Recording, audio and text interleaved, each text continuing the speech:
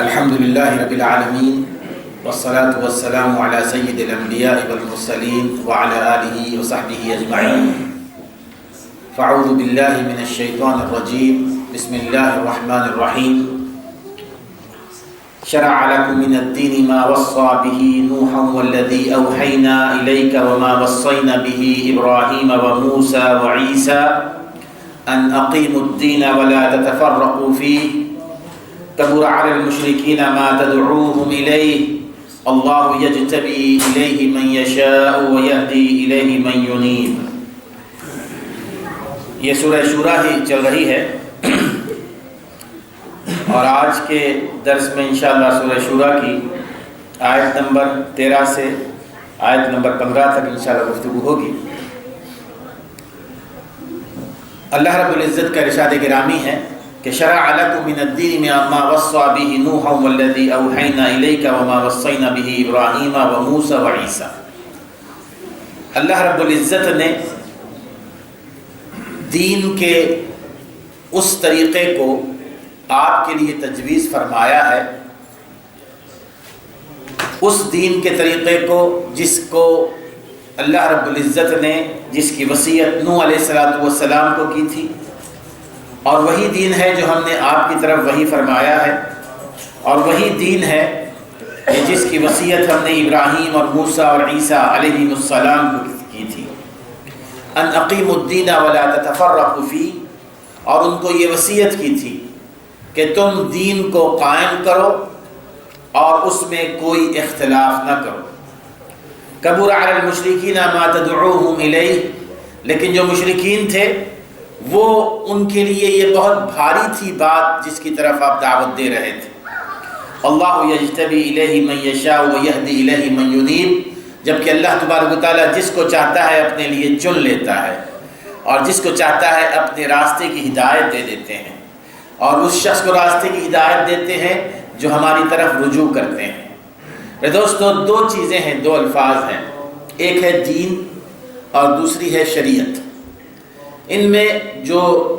بنیادی فرق ہے وہ یہ کہ دین اللہ رب العزت نے حضرت آدم علیہ السلام سے لے کر رسول اکرم صلی اللہ علیہ وسلم تک جو دین پہنچایا وہ ایک ہی دین ہے، اور دین کہتے ہیں کہ وہ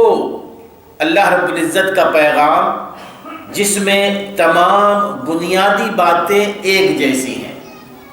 آدم علیہ السلام، نوح علیہ السلام، ابراہیم علیہ السلام، تمام انبیاء کے درمیان جس دین کو اللہ تبارک و تعالیٰ نے پہنچایا اس کے جو بنیادی باتیں تھیں، بنیادی تعلیمات تھیں، وہ ایک ہی تھی، اس میں کوئی فرق نہیں۔ مثال کے طور پر عقائد، کسی بھی رسول کو یہ وحی نہیں کی گئی کہ شرک جائز ہے۔ اسی طرح عبادات ہیں، نمازیں ہر رسول کے ساتھ وحی کی گئی تھی، روزے تھے، حج تھا، زکوٰۃ تھی، اور اسی طرح قتل و خون کا ناجائز ہونا تھا، حرام تھا۔ یہ تمام کی تمام باتیں تمام انبیاء اور رسل کو ایک جیسی وحی کی گئی تھی۔ دوسری چیز ہے شریعت۔ شریعت کہتے ہیں کہ وہ قوانین اور وہ رولز جو حالات اور تقاضوں کے مطابق بدلتے رہتے ہیں۔ حضرت آدم علیہ السلام کو اللہ تعالیٰ نے جس شریعت سے نوازا تھا، یہ ضروری نہیں کہ موسیٰ علیہ السلام کو بھی وہی شریعت ملی ہو، یہی ضروری نہیں کہ موسیٰ علیہ السلام کو جو شریعت میں تھی ابراہیم علیہ السلام کو وہی ملی تھی، اور یہ بھی ضروری نہیں کہ جو ہمیں شریعت ملی ہے وہ پچھلی شریعتوں کے مطابق، بلکہ حالات کے مطابق، ضرورت کے مطابق اللہ تبارک و تعالیٰ قوانین بدل بدل کر نازل فرماتا رہا ہے۔ اب یہاں پر اللہ تبارک و تعالیٰ نے فرمایا کہ شرع لکم من الدین ما وصى به، ہم نے دین تو ایک ہی اتارا ہے، جیسے کہ رسول اکرم صلی اللہ علیہ وسلم فرماتے ہیں کہ ہم انبیاء، نحن معاشر الانبیاء اولاد علات، کہ ہم جو انبیاء کی سوسائٹی ہے ہماری، یہ آپس میں سوتیلے بھائی ہیں، آپس میں سوتیلے بھائی ہیں جن کی مائیں ڈفرنٹ ہیں، الگ الگ ہیں،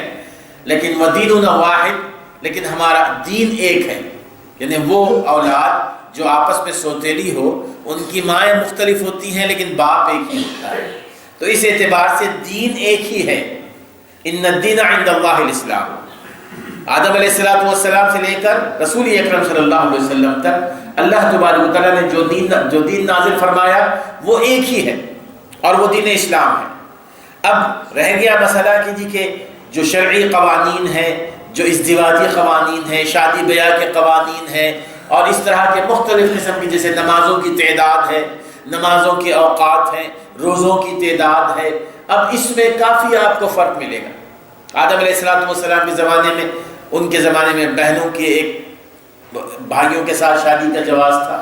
حضرت یعقوب علیہ السلام کی اپنی 2 بیویاں آپس میں ایک دوسرے کی سگی بہنیں تھیں،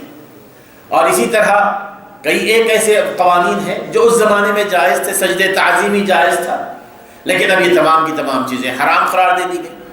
یہ حرام ہے۔ تو اس طرح اللہ تبارک و تعالیٰ نے جو شریعت نازل فرمائی ہے وہ مختلف رہی ہیں۔ اب آگے اللہ تبارک و تعالیٰ فرماتے ہیں کہ شرع لکم من الدین ما وصى به نوحا والذی اوحینا به۔ یہاں اللہ تبارک و تعالیٰ نے فرمایا کہ ہم نے آپ کی طرف وہی دین نازل فرمایا ہے جو دین نوح علیہ السلام کی طرف نازل فرمایا۔ یہاں آدم علیہ السلام کا ذکر نہیں کیا، نوح علیہ السلام کا ذکر کیا۔ اور ہمارے ہاں عام طور پر یہ بات ہے، معروف بھی ہے، کہ سب سے پہلے جو رسول یا نبی تھے وہ آدم علیہ السلام تھے، لیکن اللہ تعالیٰ نے یہاں پر آدم کے بجائے نوح علیہ السلام کا ذکر فرمایا اور پھر آپ کا ذکر فرمایا۔ اب یہ کیسے اس کو آپ حل کریں گے؟ رسول اکرم صلی اللہ علیہ وسلم جب قیامت کے دن امت کی سفارش فرمائیں گے نا، تو امت کی سفارش کے حوالے سے مختلف احادیث آتی ہیں کہ رسول اکرم صلی اللہ علیہ وسلم کیسے سفارش فرمائیں گے۔ ان میں سے ایک حدیث آتی ہے، اس کی مختلف روایات آتی ہیں۔ ان میں سے ایک روایت یہ ہے کہ جب لوگ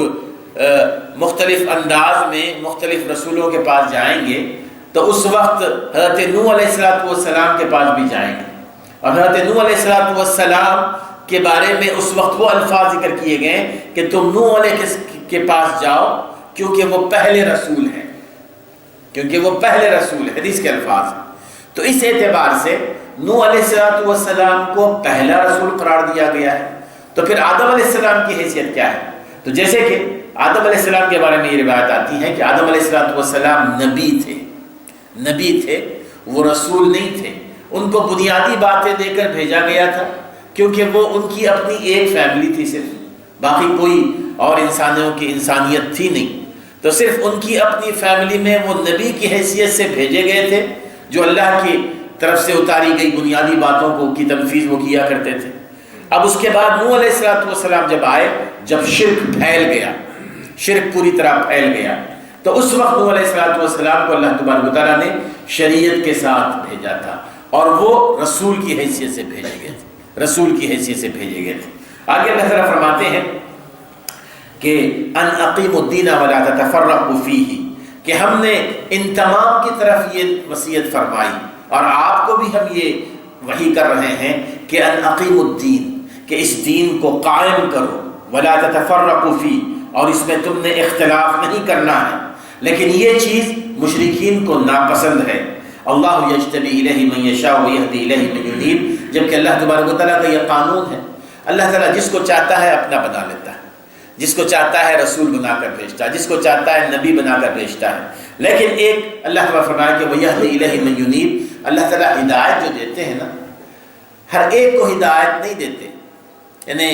ہدایت دینے کا جو قانون ہے اللہ تعالیٰ کا وہ یہ کہ اللہ تبارک و تعالیٰ دیکھتے ہیں کہ کس کا دل ہماری طرف راغب ہے، جس کی یہ کیفیت ہو کہ وہ ہمیشہ اللہ تعالیٰ سے دعا کرتا ہو کہ اللہ مجھے ہدایت عطا فرما، اللہ مجھے سیدھے راستے پر چلا، اللہ مجھے نمازی بنا دے، اللہ مجھے نیک وکار بنا دے۔ اللہ تبارک و تعالیٰ اس کو ضرور ہدایت دیتے ہیں۔ جو ساری زندگی گناہوں میں پڑا رہے، کبھی اللہ تعالیٰ سے دعا نہ کرے، تو اس کو ہدایت نہیں ملتی۔ وَيَهْدِي إِلَيْهِ مَن يُنِيبُ، جو اس کی طرف رجوع کرتا ہے، جو اس کی طرف آنا چاہتا ہے، اللہ تبارک و تعالیٰ اس کو اپنی ہدایت سے مستفید فرماتے ہیں۔ وَيَهْدِي إِلَيْهِ مَن يُنِيبُ وَمَا تَفَرَّقُوا إِلَّا مِن بَعْدِ مَا جَاءَهُمُ الْعِلْمُ بَغْيًا بَيْنَهُمْ۔ ایک اور اصول یہاں پر بیان کیا گیا کہ جتنے پچھلے انبیاء آئے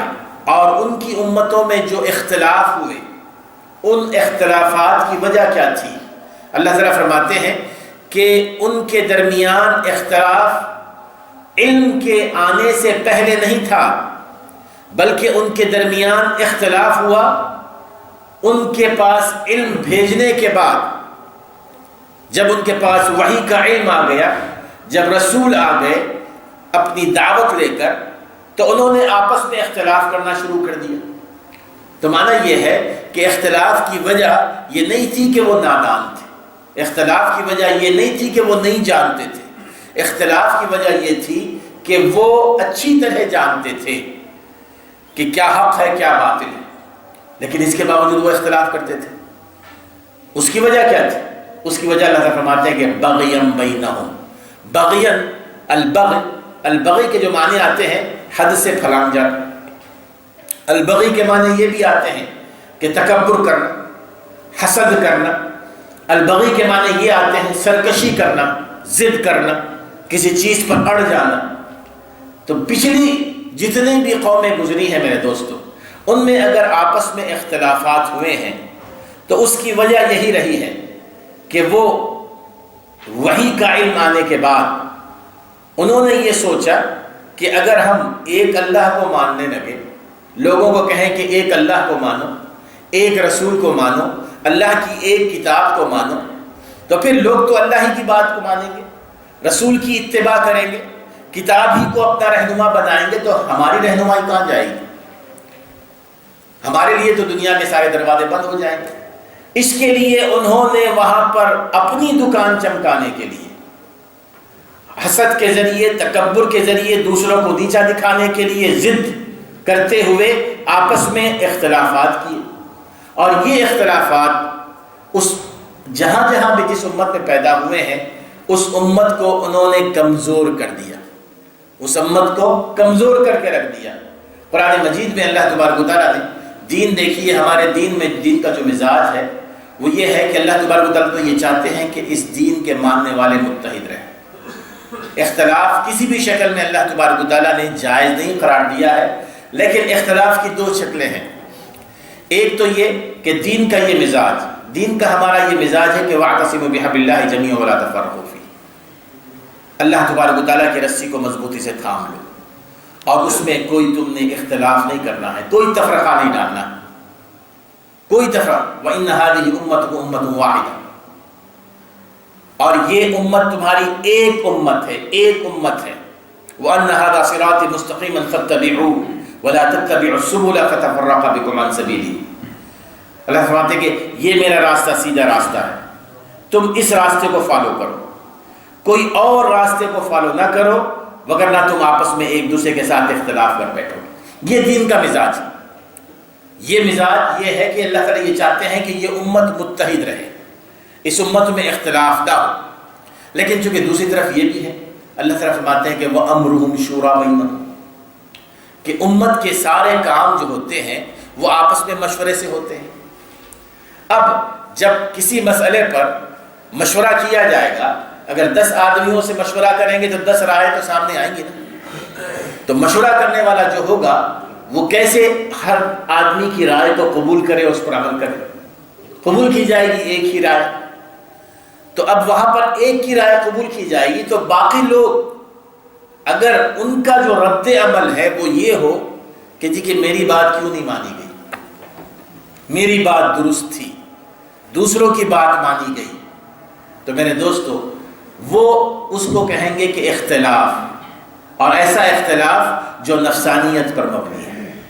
ایسا اختلاف جس میں انسان کی اپنی ذات شامل ہو جاتی ہے، اس کی اپنی انا شامل ہو جاتی ہے۔ مشورہ، شورا، اس کا معنی یہ ہوتا ہے کہ جی کہ آپ سے رائے مانگی گئی، آپ اپنی رائے کا اظہار کر دیں، لیکن یہ ضروری نہیں کہ آپ کی رائے کو قبول کیا جائے۔ عام طور پر ہمارے ہاں یہ ایک مسئلہ بنا ہوتا ہے کہ میں جب بھی بات کرتا ہوں میری بات رد کر دی جاتی ہے، میری بات کو مانا ہی نہیں جاتا۔ میرے دوستو اس کو مشورہ نہیں کہتے۔ مشورہ کا معنی یہ ہوتا ہے کہ آپ اپنی رائے دیں اور اس کے بعد دیکھا جائے گا کہ جی کہ اس رائے کو قابل قبول، وہ رائے قابل قبول ہے کہ نہیں ہے۔ تو وہ امرهم شورا بینہم کا معنی یہ ہے کہ مختلف آراء ہو سکتی ہیں، لیکن جو رائے جو سب سے زیادہ صائب ہو، جو اقرب الی الصواب ہو، جو مفید ہو، اسی کو قبول کیا جائے گا۔ تو اس اعتبار سے اس قسم کا مزاج اسلام نے بنایا ہے۔ اور اسی کو آگے بڑھاتے ہوئے آپ دیکھیں گے کہ دین کے معاملے میں بھی آپس میں بہت ساری رائے ہو سکتی ہیں، کسی کی کوئی رائے ہو سکتی ہے، کسی کی کوئی رائے ہو سکتی ہے۔ اب ان آراء میں دیکھا یہ جائے گا کہ اگر آپس میں دو ساتھیوں کی دو رائے ہوں مختلف، تو وہ اختلاف ان کو آپس میں ایک دوسرے سے علیحدہ نہ کرنے کا سبب بنے، ایک دوسرے کے دلوں میں بغض نہ ڈالنے کا سبب بنے، ایک دوسرے کے دلوں میں ایک نفرت نہ پیدا کرے۔ اگر اختلاف کا مقصد یہ ہو کہ حقیقت کی تلاش ہو تو وہ اختلاف بالکل قابل قبول ہے۔ وہ اختلاف جو امت کو کمزور کرنے والا ہو اس کو کوئی قابل قبول نہیں قرار دیا جا سکتا۔ صحابہ کرام رضی اللہ تعالیٰ عنہم کے درمیان بھی اختلاف ہوتے تھے۔ انسان ہے، انسان کی طبیعت، ہر ایک انسان کی طبیعت مختلف ہوتی ہے، تو وہ اپنی طبیعت اور اپنے مزاج کے اعتبار سے اپنی رائے دے گا۔ تو اب اس میں اگر ایک دوسرے کے بارے میں سوچ ایسی ہو کہ کہ اس نے میری بات نہیں مانی، میں اس کی بات نہیں مانوں گا، تو وہاں پر باقاعدہ وہ آپس میں گروہ بندی شروع ہو جاتی ہے، گروپ بندی شروع ہو جاتی ہے۔ صحابہ کرام رضی اللہ تعالیٰ عنہم بھی انسان تھے، ان کے درمیان جب اختلاف ہوتا تو کبھی ایسے نہیں ہوا کہ انہوں نے آپس میں ایک دوسرے کے دلوں میں کچھ برائی محسوس کی۔ جب رسول اکرم صلی اللہ علیہ وسلم جنگ احزاب سے آپ فارغ ہوئے، جنگ خندق سے، تو بنو قریظہ یہودی جو تھے انہوں نے اس موقع پر مسلمانوں کو سخت دھوکہ دیا تھا، مسلمانوں کے خلاف کھڑے ہوئے تھے مسلمانوں کے ساتھ معاہدہ کرنے کے باوجود۔ تو رسول اکرم صلی اللہ علیہ وسلم نے جنگ احزاب جب ختم ہوئی تو جب آپ تشریف لائے گھر ظہر کی نماز کے بعد، اسی دن آپ نے صحابہ سے فرمایا کہ اب بنو قریظہ کو چلنا۔ اس وقت حضرت جبریل علیہ السلام تشریف لائے نا رسول صلی اللہ علیہ وسلم کے پاس، آپ گھر پہنچے تھے ابھی، تو جبریل صاحب اور آپ تھوڑا سا یعنی یوں سمجھیے کہ اپنے چینج کرنا چاہ رہے تھے اپنے لباس کو، یا آپ بیٹھے ہوئے تھے، یا آپ نے ہتھیار نکال دیے تھے، ہتھیار نکالے تھے، تو جبریل نے کہا کہ ہم نے تو ابھی ہتھیار نہیں نکالے ہیں، آپ نے ہتھیار نکال دیے، ابھی تو آپ کو بنو قریظہ کی طرف جانا ہے۔ تو رسول صلی اللہ علیہ وسلم نے بنو قریظہ کی طرف چلنے کا حکم فرمایا صحابہ کو۔ آپ نے جو جملہ فرمایا اس وقت صحابہ سے، آپ نے فرمایا کہ تم نے عصر کی نماز بنو قریظہ ہی میں پڑھنی، عصر کی نماز بنو قریظہ میں پڑھنی۔ اب ہوا یہ کہ جب صحابہ وہاں سے چل پڑے تو اس میں دو گروپ ہو گئے۔ کچھ لوگوں نے اس سے مراد یہ سمجھا کہ رسول اکرم صلی اللہ علیہ وسلم یہ فرما رہے ہیں کہ تم نے بہت جلد وہاں پہنچنا ہے، یعنی عصر کی نماز کے وقت تم نے پہنچ جانا ہے وہاں پہ۔ دوسرے صحابہ نے یہ سمجھا کہ چاہے کچھ بھی ہو جائے، جب بھی تم پہنچو عصر کی نماز تم درمیان میں نہیں پڑھو گے، وہاں جا کے پڑھو گے۔ بعض صحابہ نے یہ سمجھا، تو بعض صحابہ نے وہاں جا کے نماز پڑھی، بعض صحابہ نے اس کو یہ سمجھا کہ رسول صلی اللہ علیہ وسلم نے فرمایا ہو کہ عصر کی نماز وہاں پڑھنا ہے، چونکہ وقت ہو گیا، درمیان میں نماز پڑھ لی۔ وہ دونوں آئے رسول صلی اللہ علیہ وسلم کے پاس بعد میں، رسول صلی اللہ علیہ وسلم نے دونوں کو فرمایا کہ تم نے ٹھیک کیا، لیکن صحابہ وہ جو صحابہ تھے انہوں نے آپس میں ایک دوسرے پر الزام تراشی نہیں کی، انہیں آپس میں ایک دوسرے پر کسی بھی قسم کے کوئی غلط الزام نہیں لگا۔ اسی طرح رسول اکرم صلی اللہ علیہ وسلم کے انتقال کے بعد بھی ایسے کئی واقعات ہوئے۔ سب سے بڑا واقعہ جو خلیفہ کے انتخاب کا تھا، امیر المؤمنین ابو بکر صدیق رضی اللہ تعالیٰ عنہ، خلیفہ کے انتخاب، اس موقع پر اوس اور خزرج ان دونوں میں آپس میں اختلاف ہوا تھا، لیکن اس موقع پر جب رسول اکرم صلی اللہ علیہ وسلم کی حدیث ان کے سامنے سنائی گئی تو وہ سارے کے سارے اختلاف ختم ہو گئے۔ جب ابو بکر صدیق رضی اللہ تعالیٰ عنہ فرمایا کہ الائمۃ من قریش، کہ میں نے رسول اکرم صلی اللہ علیہ وسلم کو یہ فرماتے ہوئے سنا ہے کہ جو مسلمانوں کا امام ہوگا وہ قریش میں سے ہوگا، تو وہاں پر سارے اختلافات ختم ہو گئے، سارے مسلمانوں نے ابو بکر صدیق رضی اللہ عنہ کے ہاتھ پر بیعت کر لی۔ اسی طرح رسول صلی اللہ علیہ وسلم کے ابو بکر صدیق کے خلافت میں جب یہ بات آئی کہ جو لوگ زکوٰۃ نہیں ادا کر رہے ہیں، جو زکوٰۃ کا انکار کر رہے ہیں ادائیگی سے، ان کے خلاف جہاد کیا جائے کہ نہیں جہاد کیا جائے، ابو بکر صدیق اور عمر بن خطاب رضی اللہ تعالیٰ عنہ کے درمیان اختلاف رائے ہو گیا۔ جب عمر بن خطاب رضی اللہ عنہ نے حدیث پیش کی، ابو بکر صدیق رضی اللہ تعالیٰ عنہ نے بھی ایک حدیث پیش کی، اور پھر جب سامنے واضح حدیث آ گئی تو ابو بکر صدیق رضی اللہ تعالیٰ عنہ کی بات کو عمر بن خطاب نے بلا چونو چرا تسلیم کر لیا۔ تو اختلاف اگر ہوتا بھی ہے تو یہ ایک عادی بات ہے، یہ ایک فطری بات ہے، لیکن اختلاف کو ختم کرنے کا طریقہ بھی اسلام نے بتایا، اور وہ طریقہ یہ ہے فَإِن تَنَازَعْتُمْ فِي شَيْءٍ فَرُدُّوهُ إِلَى اللَّهِ وَالرَّسُولِ، کہ اگر تمہارے درمیان آپس میں کوئی اختلاف ہو جائے، تم نے دیکھنا ہے کہ اللہ اور اس کے رسول کا کیا فرمان ہے۔ اور صحابہ کرام رضی اللہ تعالی عنہم اختلاف ہوتے ہوئے بھی جب وہ اپنے اختلافات کو سامنے رکھتے تو اس کا علاج قرآن اور حدیث سے تلاش کر لیتے، تو پھر بعد اختلاف ختم ہو جاتا۔ لیکن اگر کوئی محض مقصد یہ ہو کہ دوسروں کو نیچا دکھائے تو میرے دوستو یہی وہ اختلاف ہے جس کے بارے میں قرآن مجید نے کہا کہ اگر تم آپس میں اختلاف کر بیٹھو گے تو تم کمزور ہو جاؤ گے اور تمہاری ہوا اکھڑ جائے گی، تمہاری ہوا اکھڑ جائے گی۔ یہ اختلاف کسی بھی شکل میں قابل قبول نہیں، اور قرآن مجید نے یہاں پر اسی اختلاف کا ذکر کیا ہے کہ جب اللہ تبارک و تعالیٰ نے ان کو وحی کا علم سے نوازا تو وہ وَمَا تَفَرَّقُوا إِلَّا مِن بَعْدِ مَا جَاءَهُمُ الْعِلْمُ بَغْيًا بَيْنَهُمْ۔ اور ایک اختلاف اور بھی ہے، دیکھیے وہ یہ کہ لوگ عام طور پر جب کوئی بات ہو تو اس کو گڈمٹ کر دیتے ہیں۔ گڈمٹ اس طرح کرتے ہیں، اختلاف اور امر بالمعروف اور نہی عن المنکر کو آپس میں گڈمٹ کر دیتے ہیں۔ جب توحید کی بات ہو، جب آپ کسی کو بدعت سے روکیں، جب آپ کسی کو شرک سے روکیں، تو عام طور پر کئی آوازیں اٹھتی ہیں، ان میں سے ایک آواز بھی یہ اٹھتی ہے کہ آپ ہمیشہ اختلافی بات ہی کرتے ہیں، یہ کیوں اختلافی آپ بات کر رہے ہیں؟ میرے دوستو عقائد کا جہاں تک معاملہ ہے نا وہ مختلف ہی نہیں ہے۔ عقائد اللہ تبارک و تعالیٰ نے قرآن مجید میں، رسول اکرم صلی اللہ علیہ وسلم نے احادیث میں بالکل کلیئر بیان فرما دیے، بالکل کھلا کھلا بیان فرما دیا کہ شرک کی تعریف کیا ہے، بدعت کس کو کہتے ہیں۔ اب یہ پوری طرح واضح ہو جانے کے بعد اگر کوئی شخص شرک کا ارتکاب کر رہا ہے، بدعات کا ارتکاب کر رہا ہے، اور اگر برائیوں کا ارتکاب کر رہا ہے تو اس سے روکنا یہ امر بالمعروف اور نہی عن المنکر میں آتا ہے۔ یہ اختلاف رائے کا اظہار نہیں ہے۔ لوگ اس پر یہ لیبل لگا دیتے ہیں کہ یہ امت میں اختلاف پیدا کرنا ہے، امت میں آپس میں لڑانا ہے۔ ایسی امت قرآن مجید میں فرماتے ہیں کہ ہماری وحی اترنے سے پہلے یہ لوگ کان الناس امۃ واحدہ، تمام لوگ ایک جیسے تھے، ایک ہی جماعت کی شکل تھے، ایک امت کی شکل تھے، ایک امت کی شکل میں تھے کہ مشرکین مکہ وہ سارے کے سارے بت پرست تھے، ساری کی ساری قوم بت پرستی کیا کرتی تھی۔ لیکن جب اللہ تبارک و تعالیٰ نے رسول اکرم صلی اللہ علیہ وسلم کے ذریعے وحی نازل فرمائی تو وہاں پر حق کو ماننے والے الگ ہو گئے، باطل کو ماننے والے الگ ہو گئے۔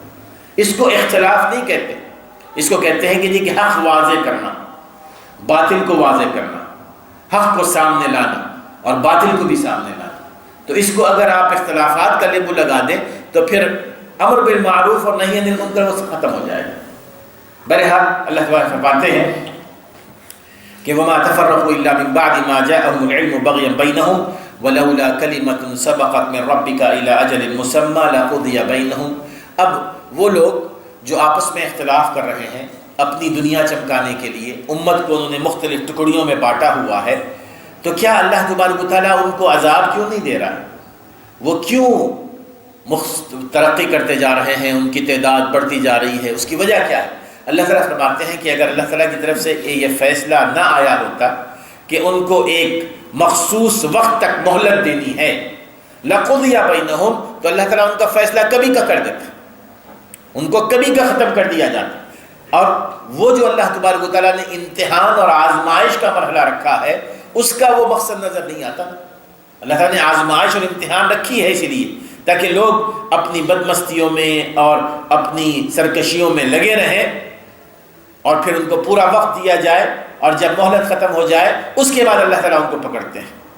وَإِنَّ الَّذِينَ أُورِثُوا الْكِتَابَ مِن بَعْدِهِمْ لَفِي شَكٍّ مِّنْهُ مُرِيبٍ، اور بے شک وہ لوگ جن کو اللہ تبارک و تعالیٰ نے کتاب دی تھی، جن کو اللہ تعالیٰ نے کتاب دی تھی، تو پھر ان کے جو وارث بنے، ان اہل کتاب کے جو وارث بنے، وہ اپنی اس کتاب کے بارے میں انتہائی تکلیف دہ شک میں مبتلا ہیں۔ دوستو یہ وہ چیزیں ہیں جو ہمیں بہت ہی احتیاط سے سمجھنے کی ضرورت ہے۔ جب اللہ تبارک و تعالیٰ پچھلے انبیاء اور پچھلی قوموں کا ذکر فرماتا ہے تو مقصد یہ نہیں ہوتا کہ تاریخ کا ذکر کیا جائے، مقصد یہ ہوتا ہے کہ ہم اپنے آپ کو کہاں تک اس سے محتاط رکھتے ہیں، مقصد یہ ہے۔ اللہ تعالیٰ یہاں فرما رہے ہیں کہ پچھلے جو لوگ تھے جن کو ہم نے کتابیں دی تھی تو ان میں دو نسلیں تھیں، ایک پہلی نسل تھی، اس کے بعد دوسری نسل آئی۔ تو دوسری جو نسل آئی وہ اپنی اس کتاب کے بارے میں مختلف ڈاؤٹس کا شکار ہو گئی، ان میں آپس میں لڑائی جھگڑے شروع ہو گئے، مختلف شک و شبہوں کا شکار ہو گئی، ایسے شکوک ان کے اندر پیدا ہو گئے جو انتہائی اضطراب آمیز تھے، انتہائی تکلیف دہ تھے۔ اس کی وجہ کیا ہے؟ اگر آپ غور کریں اس کی وجہ قرآن مجید میں مختلف جگہوں پر آتا ہے اس کا ذکر، وہ یہ ایک سب سے پہلی وجہ یہ تھی کہ جو پہلی نسل تھی جن کو اللہ تبارک و تعالیٰ نے، یعنی جو پہلے مخاطب تھے اپنے رسول کے، اپنے نبی کے، انہوں نے اس کتاب کو اسی طرح من و عن اپنی دوسری نسل تک نہیں پہنچایا، اس میں کافی تبدیلی کر دی۔ کس طرح تبدیلی کی؟ اس میں انہوں نے اپنی تفسیر کے جملے بھی بڑھا دیے، اس کتاب میں جو اللہ تعالیٰ کی کتاب تھی اس میں تفسیر کے حصے بھی شامل کر لیے، تاریخ بھی اس میں شامل کر لی، فلسفہ بھی اس میں شامل کر لیا، فقہا کے اقوال بھی اس میں شامل کر لیے۔ اور پھر یہ ہوا کہ صرف اتنا ہی نہیں بلکہ انہوں نے اس زبان کو محفوظ نہیں رکھا جس زبان میں وہ کتاب اتاری گئی تھی، بلکہ اس کا انہوں نے ترجمہ کرنا شروع کر دیا حالات کو سامنے رکھتے ہوئے، اور ترجمہ کیا بغیر زبان کے۔ تو پھر یہ ہوا کہ لوگ یہ سمجھنے لگے جو ترجمہ ہے وہی کلام الہی ہے۔ جیسے کہ میں نے اس سے پہلے بھی کہا تھا کہ ترجمے میں اور اللہ تعالیٰ کے کلام میں کوئی آپس میں مناسبت ہی نہیں ہے نا، کوئی مناسبت نہیں ہے، یعنی آپ یہ نہیں کہہ سکتے کہ فرق ہے، بلکہ کوئی مناسبت ہی نہیں ہے۔ لیکن اس زمانے میں یہ ہوا، اور آج بھی آپ دیکھیں گے کہ رسول صلی اللہ علیہ وسلم کے زمانے میں جو لوگ جن کو اللہ تعالیٰ نے کتاب سے نوازا تھا، ایک عیسائی تھے اور یہودی تھے نا، یہی ہیں اہل کتاب، اور اس وقت بھی ان کے پاس جو زبور یا بائبل، جو تورات ان کے پاس تھی، جو انجیل، وہ عربی زبان میں وہ پڑھتے تھے، عربی میں پڑھتے تھے، اور ان کی اپنی وہاں کی زبان تھی، جس زبان میں اللہ تعالیٰ نے نازل کیا تھا اس میں نہیں تھی۔ آج بھی آپ کو جو ہے، جو آپ اگر انجیل دیکھیں گے تو یا تو آپ کو انگلش میں ملے گی، یا تو اردو میں ملے گی، یا پنجابی میں ملے گی، جو صحیح زبان ہے اس میں نہیں ملے گی۔ تو پچھلے لوگوں نے اگلی نسلوں تک اللہ کے اس کلام کو ہو بہو نہیں پہنچایا، اور کیوں نہیں پہنچایا؟ اس لیے کہ اس میں انہوں نے تفسیری نکات بھی شامل کر لیے، فقہا کی آراء بھی شامل کر لی، تو بعد میں آنے والے یہ گڈمڈ ہو گئے کہ اللہ کا کلام کون سا ہے، فقیہ کا کلام کون سا ہے، مفسر کا کلام کون سا ہے۔ اب یہ وہ چیز ہوتی ہے جس کی وجہ سے اللہ کے کلام کو وہ ڈاؤٹ فل بنا دیتی ہے۔ اللہ تعالیٰ فرماتے ہیں کہ اگر تم یہ چاہتے ہو کہ اللہ تبارک و تعالیٰ نے تمہارے پاس جو قرآن نازل فرمایا ہے، اللہ تعالیٰ نے تو اس کی حفاظت کا وعدہ فرمایا ہے نا، اللہ تعالیٰ اس کی حفاظت فرمائیں گے، لیکن دوسری طرف اللہ تعالیٰ نے یہ نہیں فرمایا کہ ہم تمہیں ڈاؤٹ سے بھی بچائے رکھیں گے۔ یہ شک اور شبہ یہ تو شیطان ہمارے دلوں میں ڈالے گا، ہمارے ذہنوں میں ڈالے گا۔ اور شک و شبہ کیسے پیدا ہوتے ہیں؟ شک اور شبہ اس وقت پیدا ہوتا ہے جبکہ قرآن مجید کی آیت کے برابر ہم کسی مفسر کے قول کو بھی سمجھنے لگے، قرآن مجید کے حکم کے مطابق کسی فقیہ کے قول کو بھی سمجھنے لگے، تراجم پر اعتماد کرنے لگے، اور تراجم کی بنیاد پر لوگ اپنے آپ کو اسکالر کہنے لگے۔ آج کل جو اسکالرز ہوتے ہیں وہ ترجموں کی بنیاد پر ہوتے ہیں۔ میرے دوستو، قرآن مجید کو میں یہ نہیں کہہ رہا کہ قرآن مجید بہت ہی زیادہ مشکل کتاب ہے، اللہ تعالیٰ نے قرآن کو بہت آسان بنایا، وَلَقَدْ يَسَّرْنَا الْقُرْآنَ لِلذِّكْرِ فَهَلْ مِن مُدَّكِرٍ۔ اللہ تعالیٰ نے قرآن مجید کو بہت آسان بنایا ہے، لیکن اس میں بھی دو چیزیں ہیں۔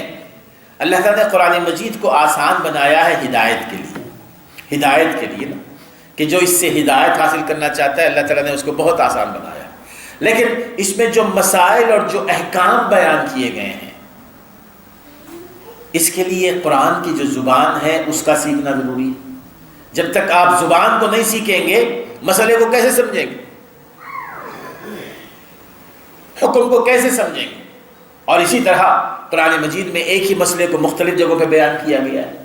بعض احکام ہیں کہ جو جب تک کہ آپ رسول اکرم صلی اللہ علیہ وسلم کی سنت کو سامنے نہیں رکھیں گے آپ کو سمجھ میں نہیں آئی پائے گی بات۔ تو اس کتاب کو سمجھنے کے لیے جہاں اللہ تعالیٰ نے آسانی بیان فرمائی، وہیں اس کتاب کے احکام اور مسائل کو سمجھنا ہر کسی کے بس کی بات نہیں ہے، الا یہ کہ وہ ان علوم سے آراستہ اپنے آپ کو کرے، پھر جب جا کے وہ قرآن مجید کو سمجھنے کے قابل ہو سکتا ہے۔ تو اس اعتبار سے اگر ہم یہ چاہتے ہیں کہ اللہ تبارک و تعالی ہمیں ہمارے ذہنوں میں شک اور شبہ جو پیدا ہوتا ہے وہ ہم سے دور ہو، تو اس اللہ کی کتاب کو ہم نے ان چیزوں سے دور کرنا ہے۔ تراجم کو بنیاد بنا کر اگر ہم دین پر عمل کرنے لگیں گے تو ٹھیک ہے، یعنی آپ نے تفسیر سننی ہے اور اس کی وضاحت سننی ہے، لیکن یہ دیکھنا ہے کہ قرآن رسول اکرم صلی اللہ علیہ وسلم کی سنت کے مطابق بیان کیا جا رہا ہے کہ نہیں بیان کیا جا رہا۔ ورنہ تو لوگ قرآن مجید سے 11ویں بھی ثابت کر دیتے ہیں، قرآن مجید سے بہت ساری چیزیں ثابت کی جاتی ہیں، تو اس طرح تو قرآن مجید کو کھلونا بنا دیا جاتا ہے۔ بہرحال اللہ تعالیٰ فرماتے ہیں کہ وَإِنَّ الَّذِينَ أُورِثُوا الْكِتَابَ مِن بَعْدِهِمْ لَفِي شَكٍّ مِّنْهُ مُرِيبٍ فَلِذَلِكَ فَادْعُوا وَاسْتَقِمْ كَمَا أُمِرْتَ وَلَا تَتَّبِعْ أَهْوَاءَهُمْ وَلِهَذَا فَلِذَلِكَ لہذا فَادْعُوا، اگر آپ یہ چاہتے ہیں کہ آپ کی امت اس کتاب کو ایسے ہی باقی رکھے، اس کے ذہنوں میں شکوک و شبہات نہ پیدا ہوں، تو پہلا کام یہ کرنا ہے فَادْعُوا، لوگوں کو اس کی دعوت دی جائے، لوگوں تک اس دعوت کو پہنچایا جائے۔ قرآن مجید کی دعوت کو جتنا آپ پہنچائیں گے نا، قرآن مجید کی دعوت، اپنی دعوت نہیں، ادعو الی اللہ علی بصیرہ، رسول کو اللہ تعالیٰ فرمایا کہ آپ نے لوگوں کو بلانا ہے اللہ کی طرف اور علم کی بنیاد پر، بصیرت کی بنیاد پر۔ تو قرآن مجید یہ علم ہے، قرآن مجید یہ بصیرت ہے، اور یہ قرآن مجید اللہ کی کتاب ہے۔ تو ادعو کا معنی یہ ہے کہ آپ نے اس کتاب کی طرف دعوت دینی، تو پہلا یہ کام کرنا ہے آپ نے کہ فَلِذَلِكَ فَادْعُوا، لہذا آپ لوگوں کو اس کتاب کی طرف دعوت دیں، وَاسْتَقِمْ كَمَا أُمِرْتَ، اور اسی طرح دوسری چیز یہ ہے کہ اگر آپ یہ چاہتے ہیں کہ لوگ آپ کی دعوت کو قبول کریں، لوگ آپ کی بات کو سنیں اور قرآن کی یہ تعلیمات زندہ رہیں، تو اسی طرح آپ بھی اپنے آپ کو اس پر قائم رکھیں۔ یہ بہت ضروری ہے میرے دوستو، جب تک دعوت دینے والا اپنے آپ کو اس پر قائم نہیں رکھے گا تو پھر لوگ عام طور پر کہا جاتا ہے کہ کانوں سے نہیں سنتے، آنکھوں سے سنتے ہیں، آنکھوں سے لوگوں کی بات سنی جاتی ہے باتیں۔ تو دیکھنا یہ ہے کہ لوگ سنانے والے کو دیکھ رہے ہیں، نہ صرف سن رہے ہیں۔ فَلِذَلِكَ فَادْعُوا وَاسْتَقِمْ، اپنے آپ کو اس پر ثابت قدم رکھیں، اپنے آپ کو اس قرآن کی تعلیمات پر ثابت قدم رکھیں۔ یہ استقامت یہ انتہائی بہت ضروری ہے، انتہائی ضروری ہے، کیونکہ یہی وہ، یعنی استقامت کیا ہے؟ استقامت ہے صراط مستقیم، صراط مستقیم، صراط مستقیم، وہ راستہ جو اللہ تک پہنچانے والا ہے، وہ راستہ جو اللہ تک پہنچانے والا ہے۔ جیسے کہ مفسرین نے بڑی اچھی اس کی ڈیفینیشن بیان کی ہے، تعریف، کہ اگر آپ 2 ڈاٹس لگائیں، یہاں ایک ڈاٹ، یہاں ایک ڈاٹ، درمیان میں ایک لکیر کھینچ دیں، تو یہ جو پہلا ڈاٹ ہے یہ آپ ہیں اور دوسرا ڈاٹ ہے اللہ تعالیٰ تک پہنچنے والا ہے۔ یہ ایک لکیر پہ اگر آپ چلتے رہیں تو اللہ تعالیٰ تک پہنچیں گے، یہی صراط مستقیم۔ امام قرطبی نے اس کا ذکر کیا، یہی صراط مستقیم، وَأَنَّ هَذَا صِرَاطِ مُسْتَقِيمًا فَاتَّبِعُوهُ، اسی صراط مستقیم پر آپ چلتے رہیں۔ وَلَا تَتَّبِعُوا السُّبُلَ فَتَفَرَّقَ بِكُمْ عَنْ سَبِيلِهِ، اس راستے کو، اس راستے کو، اس راستے کو، اس راستے کو نہ چھوڑیں۔ اگر آپ ادھر ادھر دیکھیں گے دائیں بائیں تو پھر اپنا اس راستہ بھول جائیں گے، اس راستے کو بھول جائیں گے۔ اور یہی وہ راستہ ہے کہ جو شیطان ہمیشہ اس گھاٹ پہ لگا ہوا ہے۔ شیطان کیا اس نے کہا تھا اللہ تعالیٰ کہ قَالَ فَبِمَا أَغْوَيْتَنِي، اس نے کہا کہ اللہ میں اگر دھتکار دیا گیا ہوں، میں اگر گمراہ کر دیا گیا ہوں، لَأَقْعُدَنَّ لَهُمْ صِرَاطَكَ الْمُسْتَقِيمَ، لیکن میری یہ کوشش ہوگی کہ میں تیرے ان بندوں کے لیے اس راستے پر بیٹھا رہوں گا جو راستہ تجھ تک پہنچاتا ہے، صراطک المستقیم، تیرے اس راستے پر جو سیدھا راستہ ہے اور جو بندوں کو تجھ تک پہنچاتا ہے، میں وہاں آ کے بیٹھ جاؤں گا۔ تو شیطان گھات میں لگا ہوا ہے اسی راستے کی، اور اسی وجہ سے اللہ تبارک و تعالیٰ نے احادیث میں رسول صلی اللہ علیہ وسلم نے ہمیں جو سب سے زیادہ دعا کرنے کا حکم فرمایا ہے وہ یہی ہے، اہدنا الصراط المستقیم۔ اور علی الاقل ایک مسلمان اگر جو 5 وقت کی نماز پڑھنے والا ہو، 17 دفعہ اللہ تعالیٰ سے دعا کرتا ہے، 17 دفعہ کہ اللہ مجھے راستہ دے، دکھا وہ راستہ جو صراط مستقیم، اہدنا الصراط المستقیم۔ جب سورہ فاتحہ وہ پڑھتا ہے، اگر صرف فرض نمازیں بھی پڑھ لے تو ہر نماز میں وہ سورہ فاتحہ ہر رکعت میں پڑھے گا نا، تو ہر رکعت میں جب سورہ فاتحہ وہ پڑھے گا تو اللہ تعالیٰ سے یہی دعا کرے گا، کیونکہ یہی وہ مین چیز ہے میرے دوست، یہی وہ مین چیز ہے جو صراط مستقیم ہے۔ اور وہ کیا ہے؟ صراط الذین انعمت علیہم، یہ وہ راستہ ہے کہ اگر آپ اس پر چلیں اللہ تعالیٰ کے انعام کے مستحق ہوں گے۔ اللہ تعالیٰ نے انہی لوگوں پر اپنا انعام کیا ہے جو اس راستے پر چلتے رہیں، اور اللہ تعالیٰ کا انعام کن لوگوں پر ہوا؟ وَمَن يُطِعِ اللَّهَ وَالرَّسُولَ، اللہ تعالیٰ سورۃ النساء میں فرماتے ہیں فَأُولَٰئِكَ مَعَ الَّذِينَ أَنْعَمَ اللَّهُ عَلَيْهِم مِّنَ النَّبِيِّينَ وَالصِّدِّيقِينَ وَالشُّهَدَاءِ وَالصَّالِحِينَ، جو اللہ اور اس کے رسول کی اطاعت کریں گے، اللہ کی اور اس کے رسول کی بات مانیں گے، اپنے دین کو انہوں نے اپنے حد تک یہاں تک محدود کر دیا ہے، ہر معاملے میں وہ یہ دیکھیں گے کہ اللہ تبارک و تعالیٰ کیا فرما رہا ہے، رسول اکرم صلی اللہ علیہ وسلم کیا فرما رہے ہیں۔ تو یہ لوگ وہ ہیں کہ جن کو اللہ تبارک و تعالیٰ جنت میں ان کے ساتھ رکھے گا جن پر اللہ تعالیٰ کا انعام ہوا ہے۔ انعام یافتہ لوگوں کے ساتھ ان کو رکھا جائے گا، اور انعام یافتہ لوگ کون ہیں؟ من النبیین، انعام یافتہ لوگ انبیاء ہیں، والصدیقین، انعام یافتہ لوگ صدیقین ہیں، شہداء ہیں اور صالحین ہیں۔ یہ 4 مختلف قسم کے طبقات اللہ تعالیٰ نے بیان فرمائے جن پر اللہ تعالیٰ کا انعام ہوا، اور انعام یافتہ لوگوں کے ساتھ ان لوگوں کو رکھا جائے گا جو اللہ اور اس کے رسول کی اطاعت کرتے ہوئے اپنی زندگی بسر کریں گے، اور انعام یافتہ اس لیے ہوئے کہ وہ صراط مستقیم پر چلتے رہے۔ تو میرے دوستو، اللہ تعالیٰ فرماتے ہیں کہ فَادْعُ وَاسْتَقِمْ كَمَا أُمِرْتَ وَلَا تَتَّبِعْ أَهْوَاءَهُمْ، اور لوگوں کی خواہشات کے مطابق اپنے دین کو ڈھالنے کی کوشش نہ کریں۔ یہ تیسری بات، ہر دور میں شیطان یہ کوشش کرتا ہے کہ کمپرومائز کر لیں، کمپرومائز کر لیں۔ بہت سارے معاملات ایسے ہیں کہ اس زمانے میں ان پر عمل کرنا مشکل ہے، اگر آپ عمل کریں گے تو آپ کے لیے بڑے مسائل پیدا ہو جائیں گے، بڑی مشکلات پیدا ہوں گی۔ اللہ تعالیٰ فرماتے ہیں کہ دوسروں کی خواہشات کی اتباع نہ کریں، دوسروں کی خواہشات کی بنیاد پر اپنے دین کی عمارت کو نہ کھڑی کریں۔ کفار قریش رسول اکرم صلی اللہ علیہ وسلم کو وہ کبھی آفر بھی دیا کرتے تھے، وہ کہا کرتے تھے کہ ٹھیک ہے ہمارا آپ کے ساتھ گزارا نہیں ہوتا، لیکن اتنا تو ہے کہ درمیانی راستہ کوئی نکالیں کہ 1 مہینہ ہم آپ کے اللہ کی عبادت کر لیں گے، 1 مہینہ آپ ہمارے بتوں کی پوجا کر لیں۔ اللہ تعالیٰ نے یہاں پر فرمایا کہ جی قُلْ یَا أَیُّهَا الْکَافِرُونَ لَا أَعْبُدُ مَا تَعْبُدُونَ۔ عقائد کے معاملے میں، عقیدے کے معاملے میں کسی بھی قسم کا کوئی کمپرومائز نہیں ہوگا۔ وَقُلْ آمَنْتُ بِاللَّهِ بِمَا أَنزَلَ اللَّهُ مِنْ کِتَابٍ، آپ کہہ دیجئے کہ جو کتاب اللہ نے نازل فرمائی ہے اس پر میرا ایمان ہے۔ وَأُمِرْتُ لِأَعْدِلَ بَيْنَكُمْ،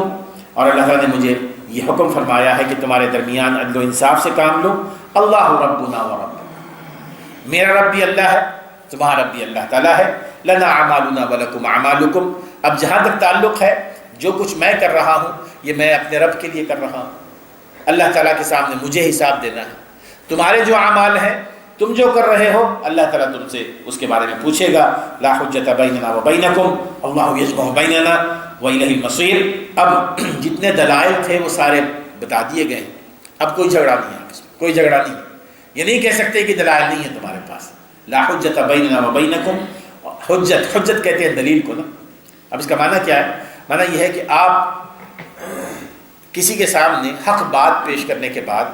جب آپ دلیل دیں گے قرآن سے، دلیل دیں گے حدیث سے نا۔ اب اگر اس کے باوجود وہ نہ مانے تو آپ یہ کہہ سکتے ہیں کہ اب ہمارے درمیان کوئی جھگڑا نہیں ہے۔ حجہ دلیل نہیں ہے، کہ معنی یہ ہے کہ جو دلائل تھے وہ آپ کو دے دیے گئے، اب آپ کی مرضی ہے آپ اس کو قبول کریں کہ نہ قبول کریں۔ لا حجت بیننا و بینکم، یہ نہیں کیجیے کہ آپ مختلف انداز میں اور کوشش کریں۔ اللہ یجمع بیننا، اللہ تعالیٰ ہمیں آخرت کے روز جمع فرمائے گا۔ وإلیہ المصیر، اور اسی کی طرف ہمیں لوٹنا ہے۔ اللہ تعالیٰ سمجھنے عمل کرنے کی توفیق عطا فرمائے۔ علیکم السلام. ایک یہ